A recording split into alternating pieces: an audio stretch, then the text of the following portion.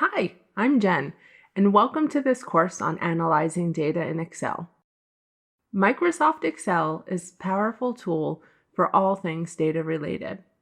I started using Excel when I was asked to improve my team's performance and cut resources. Instead of randomly making cuts, I did a thorough analysis in Excel. I concluded that if we made a small change, we could drastically improve the conversion rates. This meant more sales, adding revenue with fewer costs. Before we start looking at the specifics within Excel, let's talk about the data analysis process. This is a handy framework that you can follow regardless of the data tool you choose. We'll take it step by step. Create a business plan. Sometimes this is given to you, but it helps to understand what we want to accomplish with the analysis. During this course, we will examine Kickstarter project data to discover what elements make a successful project. Get the data. Once you know what you're trying to solve, you have to get the appropriate data.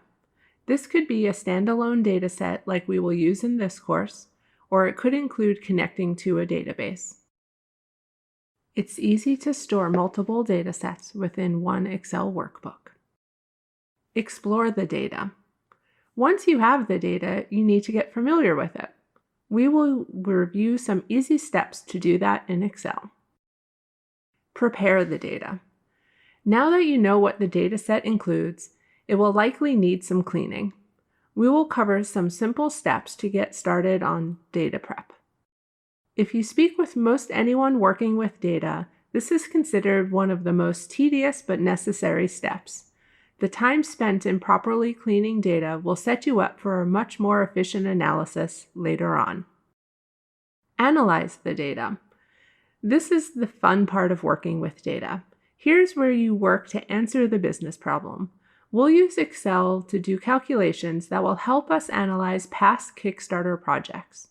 This will help us understand how to build a successful campaign ourselves. Present the findings. Once you complete the analysis, you are ready to share your findings. Usually this includes data visualizations. It can take many forms: a simple report via email with a summary of the findings with a chart or two, a real-time dashboard, or an elaborate presentation such as an annual report. This course will focus on exploring, preparing, and analyzing stages. Let's cover a few tips that will help you navigate in Excel more easily, especially when you have large data sets with many rows and columns. As we start looking at the data set, there's some fancy formatting.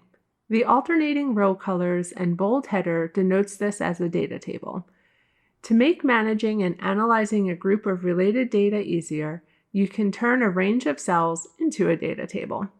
One of the great features of data tables is the ability to autofill formulas in a column. Use the arrow keys with the Control or Command button for PCs and Macs respectively, and you will jump to the next blank cell in that direction. If you have a lot of blank cells, be mindful you might not be at the end of your data set. Page up, down, left, and right keys are good alternatives for jumping blocks of rows or columns. The last two keyboard shortcuts to cover are Control or Command F and Control or Command G. They do similar but different things. If you need to go to a specific cell, use Control or Command G and enter in the cell label you want to go to. In contrast, if you have a value you're looking for, use Control or Command F. Please note, depending on the version of Excel you're using, the pop-up box for these shortcuts could appear in different locations. Let's practice.